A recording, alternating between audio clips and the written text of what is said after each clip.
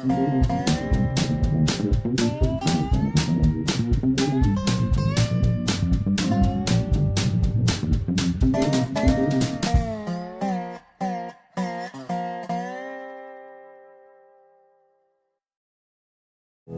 is Dave Monk, the Prairie Monk, WEFT Champaign 90.1 on your FM dial. And I'm Bill Saylor, working the board today. This is the Prairie Monk program, your weekly discussion from Dave Monk of things environmental, broadly defined. Yeah. Whether it's your natural history, cultural history, or just stuff Dave did this week. Well, there's a whole bunch of things happening this week. There's WEFest, and Bill can say something about WEFest, and there's I've just come from the 2nd Street Big Dig, where people are watering plants, and it's been a busy morning, and everyone's accumulating outside for WEFest.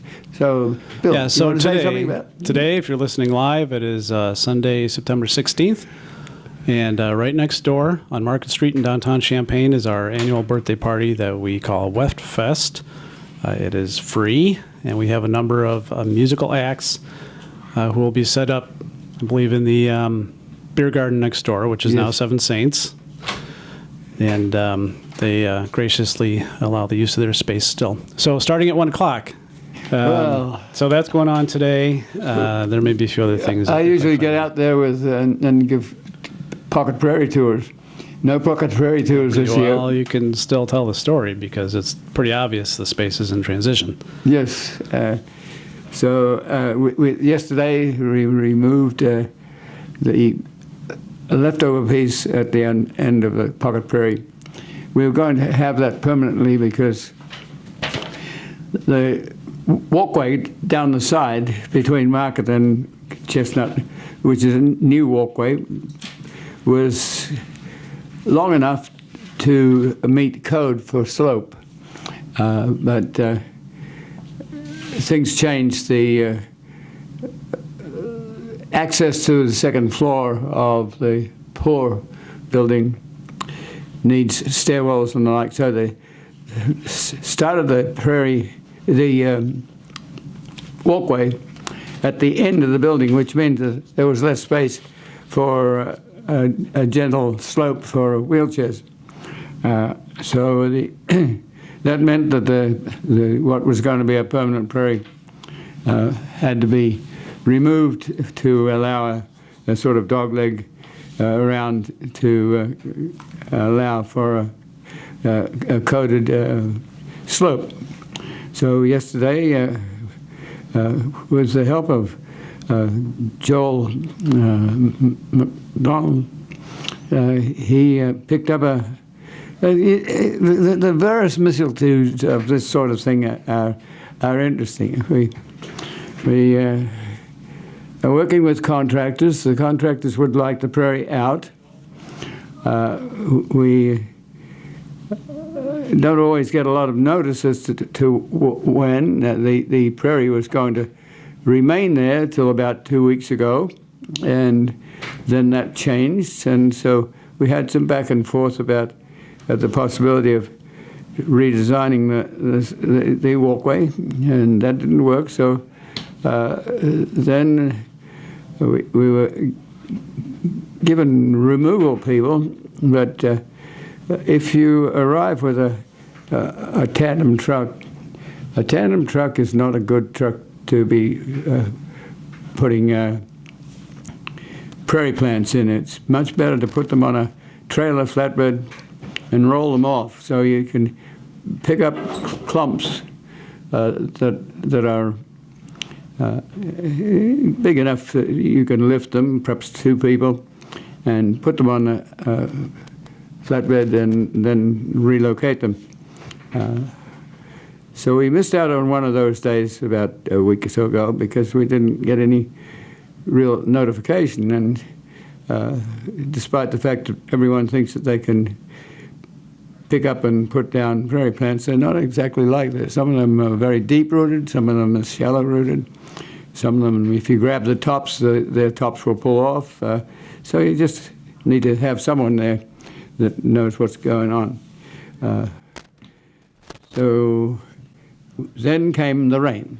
and like the climate meeting, and the climate meeting was postponed, and mainly because there was rain on last weekend. And we're planting into a detention basin, and the whole purpose of the detention basin is to take rain and accumulate it in a lake and then let it out slowly, so you don't have to be boating in Green Street or swimming or whatever. So that pond then gets let out slowly. It's a rather interesting pond. I think the landscapers have done pretty well. The engineers have done well, and we're putting that our Pocket Prairie into that area. So we needed a hi-ho to be able to take off the lawn where we will put the prairie. In the first place, the modest-sized hi-ho, which is what we use to take out the lawn, was not available, so we had a much smaller machine. And so Joel picked that up, but we were anticipating we had that on Friday night, and that didn't happen. We couldn't pick it up till Saturday morning. So we had change orders here at short notice, and so if we're letting people know what goes on, it's a little difficult. But we got done. There was two of us for quite a while, and then the construction people came with another hi-ho, which was much bigger and very helpful. And so we quickly had to decide to take that machine over to the detention pond and take out the top 1.5 inch of sod so that it doesn't compete with the prairie plants. And Joel did that very well. I'm so glad. A week or two before, or months before, when we planted the bulk of the Pocket Prairie, I was driving that hi-ho, and it was okay. I can do it, but it's like patting your head and rubbing your stomach at the same time. So it's much better to have someone who does that every day or fairly frequently. They know how to do it, and we can do on the side of a plant and then on the side of a plant and then get shovels in and move it. And so we had lots of volunteers doing that, and it's growing well. So this little piece off of Chestnut Street had to join the bulk of the prairie that we took probably a month ago. So the two of us worked at it pretty well, and then others came along, and we got that out into not a flatbed trailer, but a trailer that had sides that were 2 feet, not really high like a tandem truck. We put them on. Somebody got crawled up in there, and Cheryl crawled up in there and moved the plants to the back so we could keep putting plants in. And eventually we decided to take the bigger hi-ho over to the detention area, and that worked pretty well. And at the same time, we took the trailer load of prairie plants, most all of it, and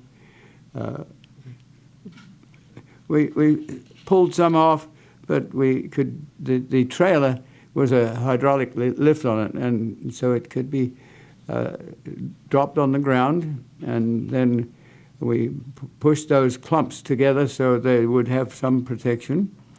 And then we came back, and with that same hi-ho, we took soil that we could sprinkle in between the clumps. This is quick and dirty style planting, and we weren't digging these plants in. We were just putting them on the ground and putting other dirt around them. And by the end of the day, that was quite a lot of work. And so I'm very pleased. It will be in a public place, just the same way as the Pocket Prairie was intended to be a teaching device to introduce people to their heritage prairie. This will be something the same. It's in a city lot, so the city will be in charge of it, and will look after it in perpetuity, seemingly. And we will still have to be right there because not everyone knows the species, even myself. When the species dies down after being in the summer for a flowering time and a seeding time, then it's over. And so I pulled up a weed the other day, and what came up was a whole bunch of onions that were a part of the prairie, and I just didn't see that they were dead, and so I have to replant them. But we need people who know the prairie plants and know how to work with them. And a little bit of soil also adds a little height. The detention pond, if you have 5-inch rainfall, then this prairie will be underwater. And we grew up with prairie in the original prairie here was in swampland, so many of the prairie plants grow well with a fair bit of water, but they don't exactly grow with water permanently. So if you have too much water, so one of the plots we have is low, and it's ideal for a weed called nut sedge. It's a sedge, not a grass, and we can live with it. We've got prairie planted there, but we'll have to weed the nut sedge. And so people that came along, Dee came along, and she's interested in working, and it's just generally speaking, it was helpful. On Thursday, the contractors decided that it was time to remove the prairie, so I came round the corner, and there was a huge hi-ho and a tandem truck, and I said, well, excuse me, but we need to put this into a place where it's not too wet at the moment, and it's only just drying out. And after a little while, we had some back and forth, because really the construction people wanted that prairie out.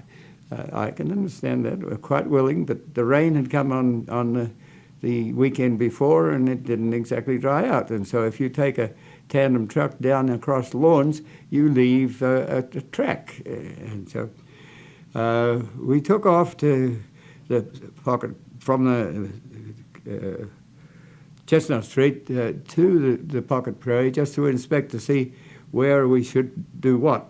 And so I had made arrangements to take down a bollard, so that a bollard is a block, so that you don't run cars around on a city lawn.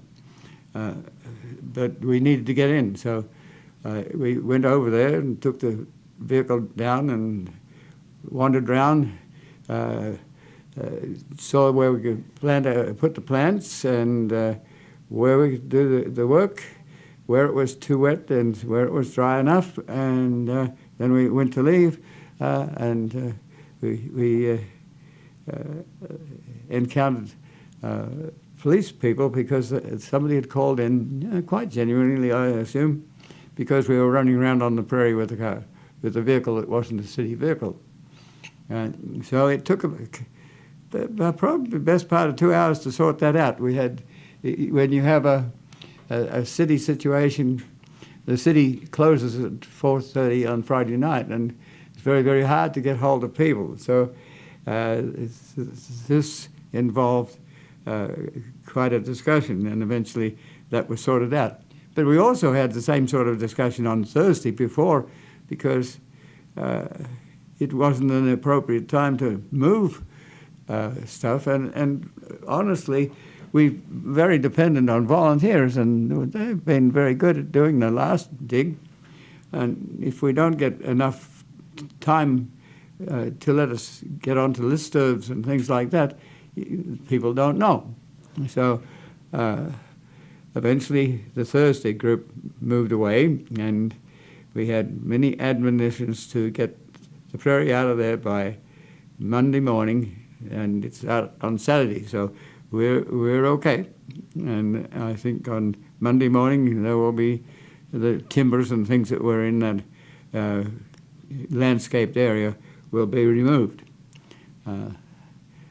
So now we have the lawn clippings or the lawn eliminations, top 1.5 inches, have had to be taken away in a trailer.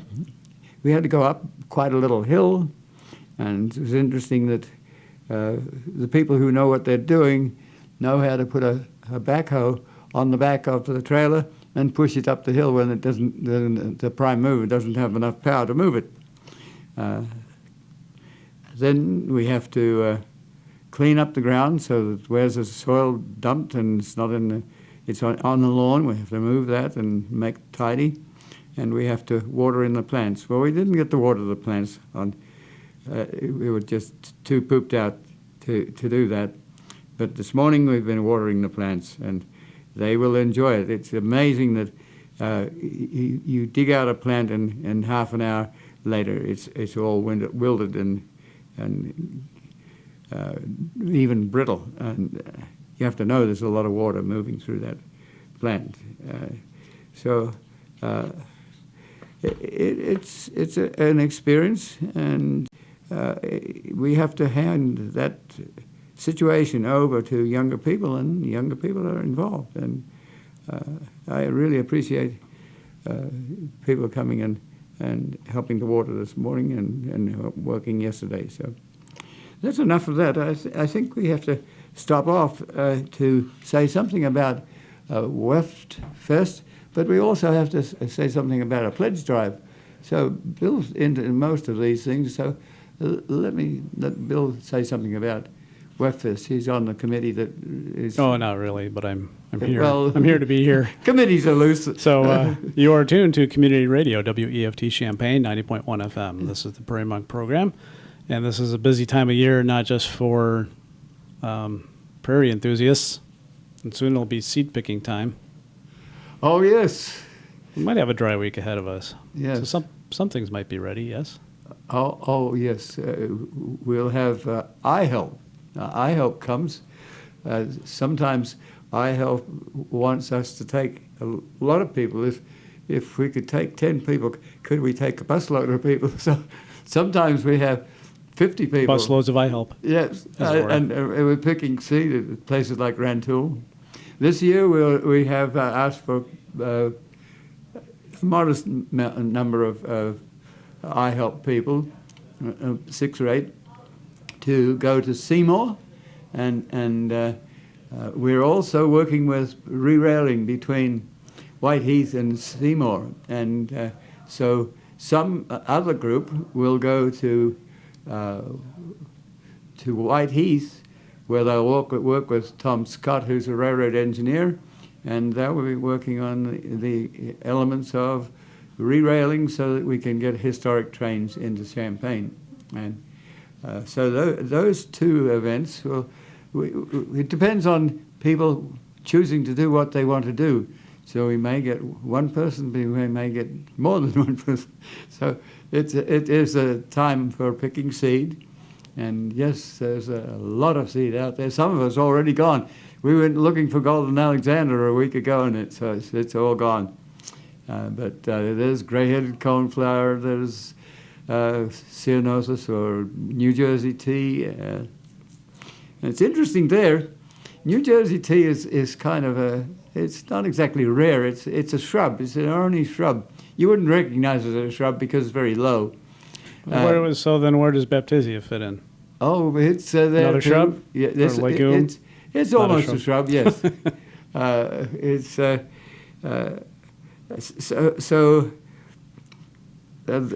We send the seed to Prairie Moon, and they distribute it to people who want seed, and they keep it in a low refrigeration, and they sort it. They have hammer machines. If you know the size of the seed that you're trying to liberate from its calyx and its structures, you can set the hammer to just break the shell, and then the shell is usually light. So if you drop the seed into water, a vat of water, the seed will drop to the bottom and the trash will come up top. So they have the facility to be able to sort and clean the seed. And I don't know how it sells at the moment, but they've been rather clever. This seed takes a long time to grow, so you don't put it in and see it in 10 years. It's a long time. So the thing that they can do is go and find plugs, and so they've grown plugs, and it's very hard to take a prairie plant and put it in a row and harvest it with a combined harvester. These creatures know how to work in nature, so some come now and some come in future. So the same bush may have ripe seed and green seed. Green seed, and it's not like you had a tomato crop which you've horticulturally decided has to come to peak all at the same time so that you can mow an acre of tomatoes.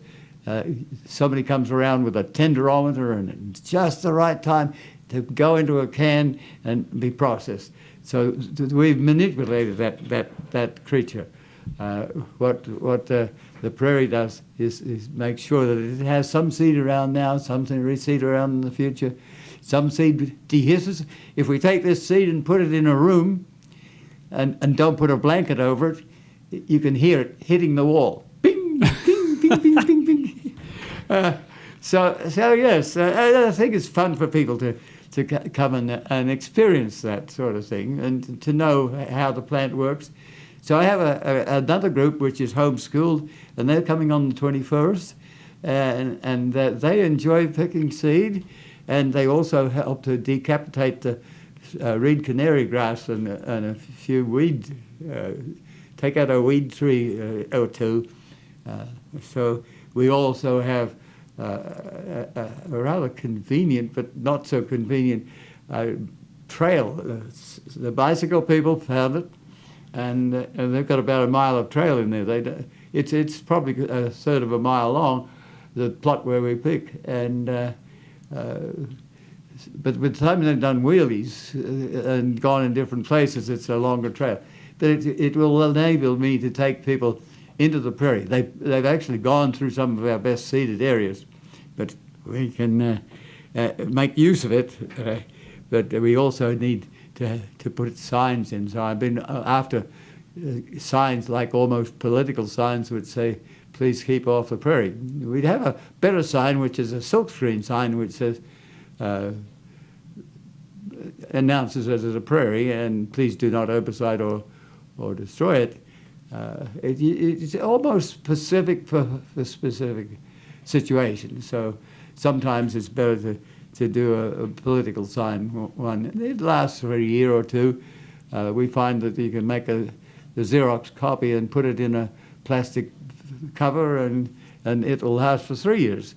But you have to have a spike to put it on, and that costs. And then you can't go and hammer that in, because when you hammer that in, the sign drops off. You have to somehow put your stake in and then flip so yes, there's a lot of fun things that we can do, and we take pictures of a real prairie at a different time, because if you're there, you're only there at a certain time. You don't see the rest. That's part of the reason why we have a program and do these sorts of things. The other end is white heath, and I'm working with railroad engineers, and they're not exactly prairie people. So that you have to explain that this is a prairie dock and it's growing in the railroad line. We'd like it to stay there, so can you please not herbicide it, because it's going to take a few years for us to put down all the ties and get down the railroad to get trains into Champaign. So you have to know how to work with different specialties. And so I go to railroad engineering programs mainly to know how to talk railroad language, how to know the limitations, what should we do. So we've had to arrange for an easement, and the easement has to be 25 feet wide because that's the federal regulation for the width of allowing a train to come through without having vegetation on either side. And so, but then you've got to watch where there's herbicide, because the herbicide can take out all your broadleaves. They use glyphosate. It used to be, when we bought the line between Whiteheath and Seymour, it was loaded with broadleaf prairie, and that's what we bought it for. But we were a little naive. It's, the railroads and the power line people have discovered herbicides, and they have enough herbicide cocktail that will keep a tree out from shorting to the power line and things like that. So you have to explain that if you put a systemic herbicide on a leaf that has a root that's going 10 feet further away, please don't herbicide it, but cut that off, knowing that if your herbicide will get plants outside the territory that you're making an easement. You also have to know about wind, because if you blow herbicide around and in a blanket fashion in a high wind, it's going to be all over the place. And you have to have signs, and a good sign, can cost you $200. If you don't have the sign, you have a docket, but nobody reads the docket often. So these are all things that you have to do to make a prairie possible. And so on, just this week I got a call from Kevin Green in Vermilion County, and there's a wonderful little prairie between Oakwood and Bronson, and the township supervisor has changed, and he's mown this prairie twice. This prairie is, if you like, famous in this area because this is where Doris Westfield picked up all sorts of prairie seed in order to create a somewhat renowned prairie in the Vermilion County Conservation District. So somehow, very gently, we have to educate the township supervisor that this is a wonderful place, and it should not be mown. To mow it in August means that there's a lot of plants that will never set seed. To mow it, you have to know that some of these plants don't flower till November. So we talked about that. There's also, for those who are interested, a Sleepy Hollow fundraiser for the Kickapoo Trail. And I'm watching the Kickapoo Trail because it was the first 3 miles, the first 7 miles was really so wide it took out all the prairie. So I'm after a narrower prairie going through Ogden and Oakwood to Danville. It was interesting. I stopped off for gas, and somebody saw me and said, "Your wife, my wife used to work for you." And so we had a conversation. But then behind that there was another guy, and he wanted to know why I spent so much time doing this, and he wasn't very convinced why we should have a trail. So we talked back and forth, and I think we left with a much different idea of what we were doing and why. And but it was just interesting to be way out in the boondocks and meet someone who's been listening to the radio or looking at the newspaper or watching us at a meeting. And I think that's what we would like to do with the mowing situation. I'm being even minded because I'm watching the adjacent interurban in 1903 or somewhere, and the electrical people got to the point where they could have interurbans. First, they ran it with DC current, and DC current is not as good as AC current. So yeah, they had to have little booster places to boost the electricity very often. But when they got AC, they could have a proper... More reliable yes, supply. So at Fithian, we spent quite a little bit of time on a depot that would had a transformer tower in the middle. So, and two people there, educators, have taken it over. They put copper on the roof. They live there now. They live there now, and so we're very pleased with that. And that electricity brought electricity to all those little towns. And but the Ameren has an interurban, because the interurbans became Illinois Power, became the power that go into all those little towns. And there is this layer of prairie where they not got any trees. And there was a man walking along checking out the power lines, and just to see that the power poles were in good shape. Inspecting the poles. They can probably inspect the line roughly with an airplane or a drone or something. Or a clone or whatever you call them, drone. And so I talked with him for a while. But I would like to find out who is the Board of Trustees for Ameren, which replaced Illinois Central, because I would like to say that the prairie people didn't have trees in their prairie, and the power line people don't want trees in their power, and I do not want 25 miles of herbicide to take out the trees. So could we find some sort of relationship between the Ameren power and the prairie, so that we take the 100 feet wide railroad bed that Forest Reserve and Vermilion County now own, and add the 37 feet for the interurban. The interurban was little. It was the tracks were 30 pound per yard, whereas a big line track that's outside is 136 pound. So, and it put in a fairly rough ballast. So it's been disturbed. Nothing that we have is original, very little, except 3 cemeteries that have, Pelville Cemetery has 80 species in it. And so a few weeks ago, we were doing that with Kurt Tucker. So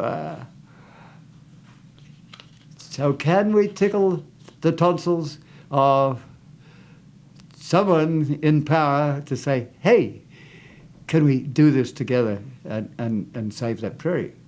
But at the same time, just around the corner is a place where you produced coal and power from coal. And there are 3 big ponds where ash was placed. And it's right on the river. So Prairie Rivers is into this. And a whole bunch of people. And they do not want that material into what is a very nice little river. So yes, I came back from there taking pictures. Rumpler, nobody knows where Rumpler is, but there's a square elevator there, and I wonder if someone would like to stop off on the Kickapoo Trail and climb that elevator. Some of these elevators are used for that purpose. They're just little fun things along the line.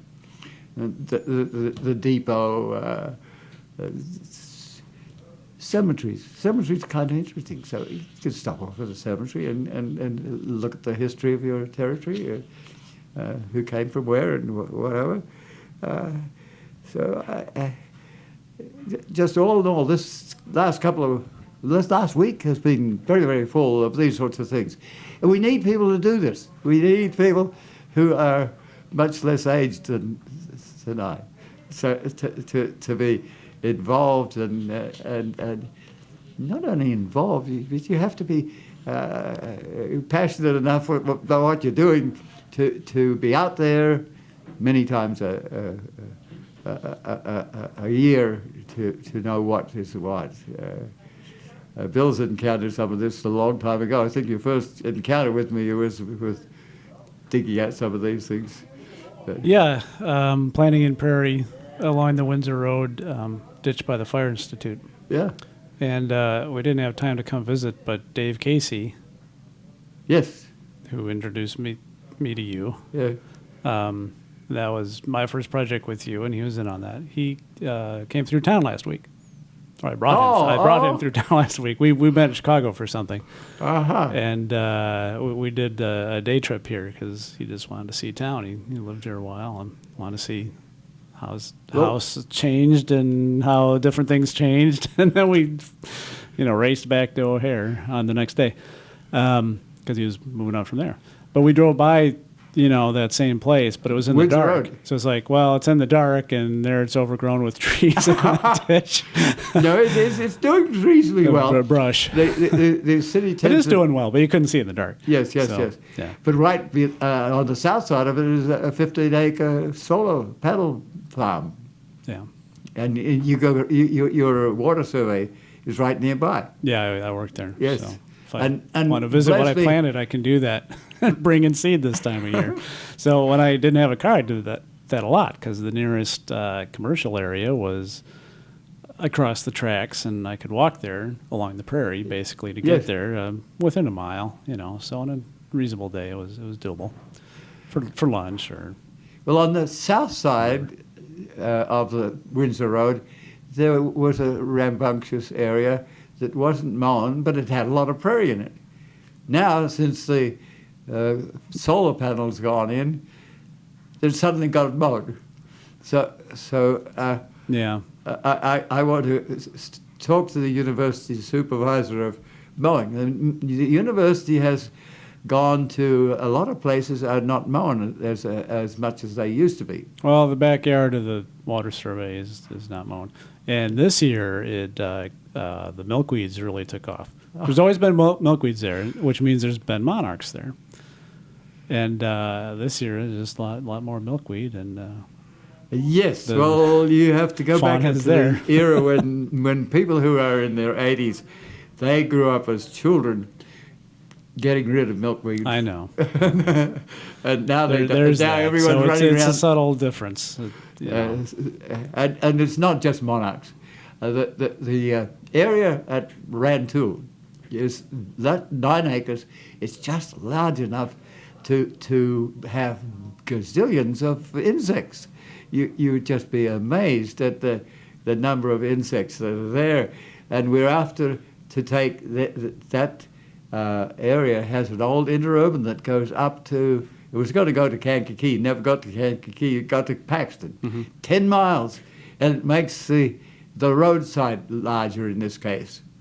And it's large enough to have the animals and the soils and the microbes, and it's there. So we're really wanting to work with the Department of Transportation, which owns the old Route 45.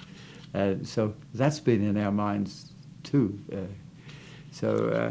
Let me look at the time. Well, you gave me a chance about 20 minutes ago to say something, and I didn't. Now I think I might. Okay. Because it's a busy day today. You are tuned to WEFT Champaign, 90.1 FM. This is the Prairie Monk, and we talk about all sorts of community. That's what community radio is all about. We're all volunteers here. We don't even have paid staff at the moment. So this is Weth's 37th birthday. Is that right? Started in 1981. Yes. And so here we are. So we are having a birthday party today. It's called Weth Fest. Today, live anyway, is Sunday, September 16th. It is downtown Champaign by Weft, actually next door in the beer garden at Seven Saints Patio, also just kind of out here on the street. Well, you have to know that there's a new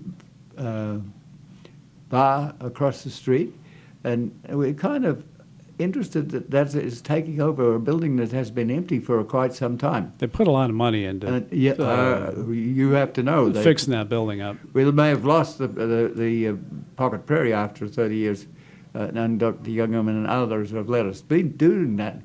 But it's being put together with surface materials that will allow absorption of water or run down of water. There's a power line that goes right out to the end so that the music can be on the court. And they're really doing a bang-up job. And so they will be part of the street. The street is kind of changing. Confusion has bought the two buildings to the north. We're not quite sure what will happen there. But Market Street was kind of a raunchy street in its day. And we would like to see the character of those buildings remain, if you could. But it may not be. Downtown Champaign is gentrifying at a rapid rate, and that's how we've gotten into it. We were here when it was a dead central business district, and everyone else moved up to the mall. So if only we had a hockey rink. Oh, I went. Well, let's not start with that. That's another day. I'll be back next week. We can talk about everything that's changed in this town that's got torn down this week or this summer. Or whatever. I went to the city meeting, and Okay. yes, it was explained what was happening with, and the city people after that meeting on Tuesday night, they went off to Washington to lobby for grant money, hockey money to this, and it's interesting. I had to say a little bit because I wonder the MTD is involved in this. And over the other side, there's the MTD is being over the other side of the railroad line. There's a vacant area. The MTD has been buying buildings there. So I just wonder how one thing relates to the other. But this is a huge, multi-million-dollar prospect. Yes, and it may or may not happen, but I think that Champaign is hoping that it will happen, and that will mean the formation of a hockey team, which doesn't exist yet. So they're hoping so the sport people are in it. So it's a hockey stadium built on spec. Is that what we're saying? Almost, okay. Yes. Yeah. What but else? It's more than that. What else? Okay, so WEFFest today. If you come downtown to join us, we do have the block in front of WEFT on Market Street blocked off for this, so you can't drive straight through or park within 10 feet. But, come see us in downtown. Again, raffle packages, great music, friends you've heard on the radio. I think there's a vinyl sale also. We have vinyls. Yeah, I don't know quantity of vinyl, but there's music product for sale from our I guess. want to add to the aerial bit.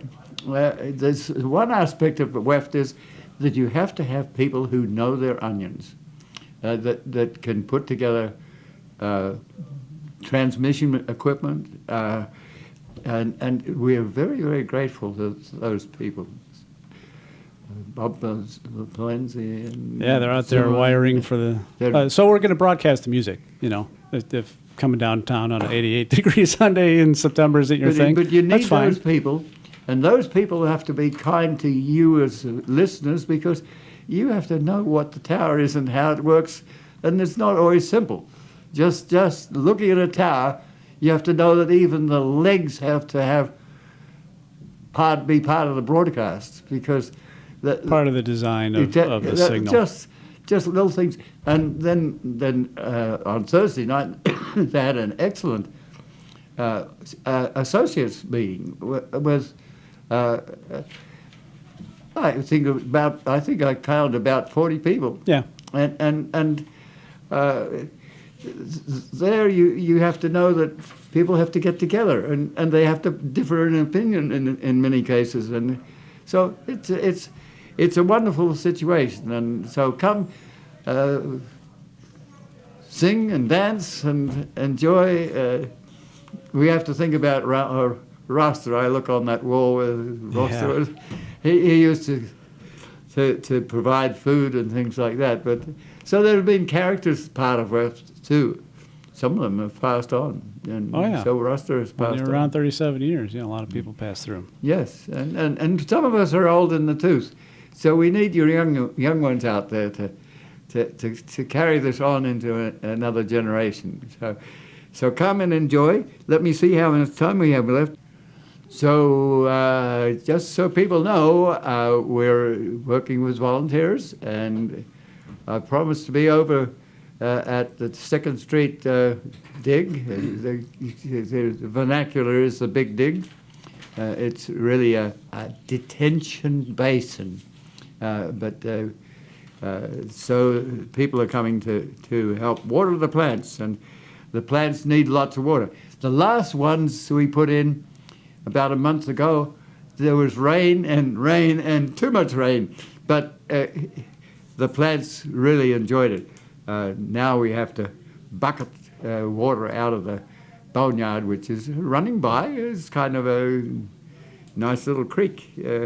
But you have to lift the water out and water the plants, and they can really do with it. So I'll be over there fairly soon. I've got to figure out what we do with Bill. Sometimes we'll download this program, and so we have to think about This that. program appears on Urbana Public Access TV later in the week, and eventually on YouTube. And I don't know 1 how o'clock much- on Friday. We'll clean it and, up and show you some pictures. 2 o'clock on Tuesday, and talk about technology. We put the pictures into this and make it a television program, and it goes up on YouTube. But just a week or so ago, we put one of these programs in, and it wouldn't work. So we have a glitch regularly. It doesn't happen. That said, there's some 150 programs on YouTube under the Prairie Monk. Yes, and so we used a different program to render video to the Urbana Public Television, and I rendered this, and it took 19 minutes, and I Is it normal? That's not normal. It usually takes an hour and a half. Sadly, it's not normal. So I did all sorts of things to try and figure out why we were losing the program. Then Jason, who's a really fine fellow from Urbana Public Television, he comes to the West Sessions on Monday night. He said, "Oh, we changed the organization that you send with, and this one goes faster." Oh, so the 19 awesome. minutes was okay. I put it up. It's on YouTube. It's there. But it's just one of those things. Each week we have a different glitch or a different thing to think about. It keeps your brain Nimble. That's right. You got to exercise. You got to use it or lose it, right? So let me see. We've got 3 minutes. We got. I call it 2. You've got to call it? No. I said call it 2 minutes. Oh, 2 minutes. Okay. There goes your half minute right there. So think about also that we have a pledge drive to keep this organization together. And again, very important because we do have to pay an expense to relocate the antenna. I usually buy a new antenna and then put it somewhere else. And come visit us. Comment last night, Joel McDonald, who was doing a lot of the work yesterday, ran into a young woman who has she works at the coffee shop. Now, because we have a big dig, we have now apartments looking over the big dig. And so a coffee shop has become actually a popular little place, and she works there. But she comes and picks up things around the prairie. So she had one of my calling cards that had been left there somewhere, and I walked around the prairie, and I think that she will be someone who will help to take out the nut sedge and learn about the prairie. So we hope we can keep running into people who, and part of our crime is that we don't keep that contact. You have to have someone who gets their jollies out of bringing people together and having listservs. And You need a communications director. yeah, that's about. And you have to have a database. And we find that if we want to find a photograph, we have to have it labeled. It has to be labeled in the computer. Short of just labeling all the plants out there. And then you have directly. to figure out whether you're going to work with a Macintosh or a PC. And this last little while, I got a scam, and we've had to Yeah, keep dump your virus stuff. updated. Yes. Virus, antivirus. So it keeps you afloat. So if you want to join the crowd, But you know what? We have a radio program. That's pretty special. yes, And yes. you've had it for 37 years. And we have to actually tell you by radio, even though we put pictures in. Pictures are augmented, and sometimes we don't put pictures in at all because they're not necessary. But we have to be kind to the radio program to talk in radio language, not in picture language. Sometimes Right. I'll bring a picture. Actually, we made it to the front page, the News Gazette this So week. I heard. Oh, well, it's not you laying in front of the bulldozer. That's what I was told. Well, that was the Supervisory role. That's much more positive. that was the fear that I might. You do are that. talking to the officers, however. So All yes, right. This has been. we need people who will stand in front of the bulldozer. Onward and upward. Hey, This outro. is Dave Monk, your Prairie Monk, WAOT Champaign 90.1 on your FM dial. I'm Bill Saylor, sitting in for Dave Watani on the board this week. Thank you.